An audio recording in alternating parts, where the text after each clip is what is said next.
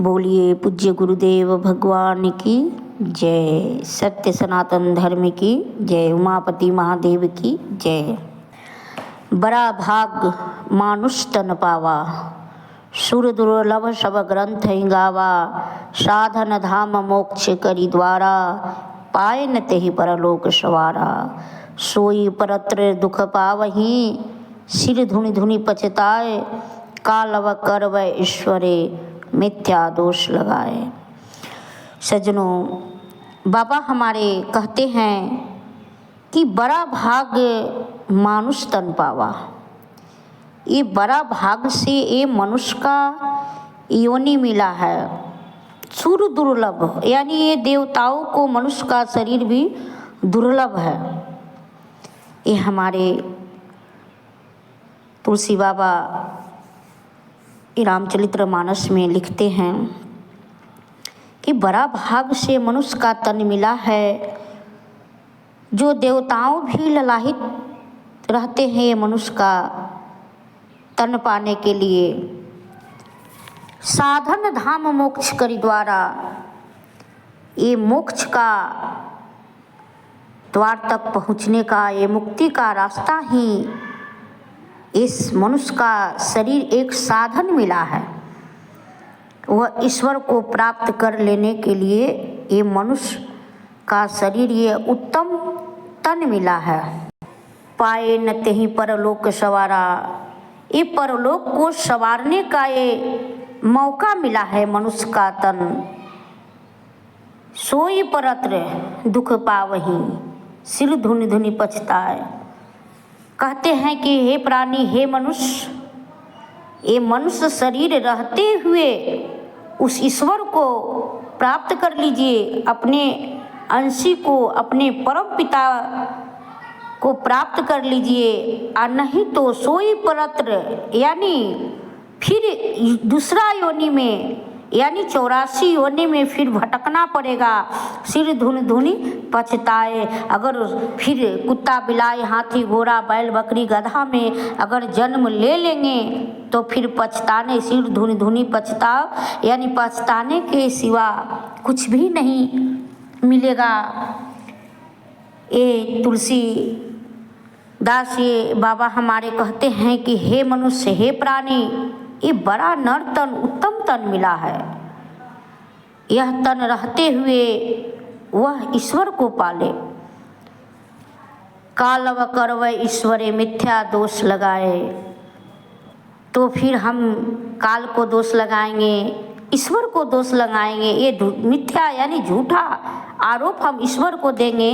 लेकिन भक्तों, ईश्वर तो आप पर बड़ा कृपा किए हैं कि मनुष्य तन प्राप्त किए हैं। बहुत भाग्य से यह मनुष्य का तन मिल गया। वही ईश्वर का कृपा से आपका मनुष्य तन मिला। और तुम मनुष्य तन को तुम सो करके खा करके ये बिता दिया। केवल यहाँ खाना पीना सो जाना, इसलिए थोड़े आए हैं। इसलिए मनुष्य का योनि थोड़े मिला है प्यारे। ये मनुष्य का योनि मिला है ईश्वर को भक्ति करने के लिए, साधना करने के लिए, ध्यान करने के लिए, संतों की शरण पाने के लिए, संतों की संग रहने के लिए ये मनुष्य का योनि मिला है। वो संतों से युक्ति जान करके साधना ध्यान में यह मन को लगा देना है। और वह ईश्वर को पाने के लिए ये मनुष्य का योनि मिला है। ये मनुष्य का योनि तो उत्तम तन है, मिला है, लेकिन उत्तम होगा कैसे? उत्तम तन तो मिल गया है, मनुष्य का तन उत्तम, लेकिन अभी उत्तम नहीं हुआ है। जब अभी श्रेष्ठ नहीं हुआ है। श्रेष्ठ मनुष्य का तन होगा कब? जब हम संतों का शरण लेंगे और संतों की शरण ले करके हम भजन साधना में लग जाएंगे, तब ये मनुष्य का तन श्रेष्ठ होगा। श्री रामचंद्र भगवान माँ शेबरी को नवधा भक्ति में प्रथम भक्त संतन कर संगा, ये माँ शेबरी को सुनाए हैं कि ये प्रथम मनुष्य का प्रथम भक्ति ही संतन को संग करने के लिए मिला है, और दूसर भक्ति मम कथा प्रसंगा। संतों के शरण लेकर के और संतों के वाणी को अपने जीवन में उतारिए, तब मनुष्य का ये जीवन सार्थक होगा। और नहीं तो मनुष्य का योनि में, ये मनुष्य का तन हो जाने से क्या होगा, ये तो जानवर से भी बेकार है।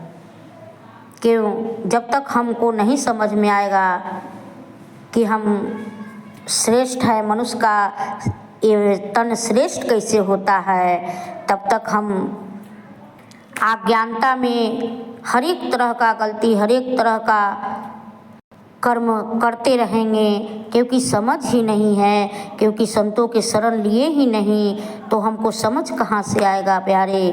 हम अपने आप को मानव तो मानते हैं कि मनुष्य का शरीर है, लेकिन मानव नहीं है। अगर मानव रहते तो सोच के देखिए, एक बिष्ठा खाने वाला सूअर, एक बिष्ठा खाने वाला मछली, मुर्दा खाने वाला मछली, और हम मनुष्य हैं, और मनुष्य हो करके हम अपने आप को श्रेष्ठ मानते हैं कि मनुष्य तन हम सबसे ये श्रेष्ठ मनुष्य का तन है, और जो बिष्ठा खा रहा है वो सूअर, उसको हम खा जाते हैं। जो जल में मछली है वह मुर्दा खा रहा है, वह गंदगी खा रहा है, और उस मछली को हम खा रहे हैं। अब सोचिए, हम श्रेष्ठ है कि वो जानवर, वह पक्षी, वह सूअर, वह मछली? इसमें सोचिए कि कौन श्रेष्ठ है। आप तो केवल शरीर ले लिए मनुष्य का, लेकिन जानवर से भी बेहतर ये शरीर है, ये जानवर से भी बेकार ये शरीर है, जबकि हम जानवर को खा रहे हैं। उससे अच्छा तो जानवर है। एक शेर को स्वभाव है, एक शेर को भोजन है मांस, वो मांस ही खाएगा, लेकिन उस शेर के आंगों में आप घास रख दीजिए, वो नहीं खा पाएगा। एक गाय का भोजन है घास, लेकिन गाय के नाद में चारा न दे करके उसको मांस दे दीजिए, वो गाय नहीं खाएगी, क्योंकि उसका भोजन जो है वही खाएगा। लेकिन हम अपने आप को श्रेष्ठ कहते हैं, मनुष्य तन कहते हैं, मनुष्य का योनि कहते हैं। हम सब खा जाते हैं। मांस रख दीजिए, मांस खा जाते हैं। गाय, बकरी, कुत्ता, मांस, मछली, मुर्गा, सूअर, बकरी, यह मनुष्य ही एक ऐसा प्राणी है जो सब खा जाता है। क्या उसे हम कह सकते हैं कि ये मनुष्य का तन है, ये इसका बहुत भाग्य है? नहीं, बड़ा भाग्य से मनुष्य का तन मिलता है। और जब तक हम संतों की संगत नहीं करेंगे प्यारे, तब तक हमको दानव की तरह बुद्धि रहेगा, और वो राक्षस की तरह हम व्यवहार करते रहेंगे। और जिस दिन हम संतों के शरण ले लिए, उसी दिन से समझ में आ जाएगा कि क्या मनुष्य का क्या सही में क्या भोजन है। तब समझ में आएगा कि मनुष्य शरीर का क्या महत्व है। छित जल पावक गगन समीरा, पंच रचित यह अधम शरीरा। इसको हम अधम बनाना चाहते हैं या उत्तम बनाना चाहते हैं, ये आपके हाथ में है सज्जनों। पंच तत्व से यह निर्मित शरीर मिला है, वह ईश्वर को पाने के लिए, ये नहीं कि मांस मदिरा गाय बकरी खाने के लिए, इसलिए नहीं मिला है, भक्षण करने के लिए नहीं मिला है। वह ईश्वर को पाने के लिए मिला है, वह ईश्वर को हो जाने के लिए मिला है। भक्तों, बोलिए सतगुरुदेव भगवान की जय, परम पूज्य गुरुदेव भगवान की जय, उमापति महादेव की जय।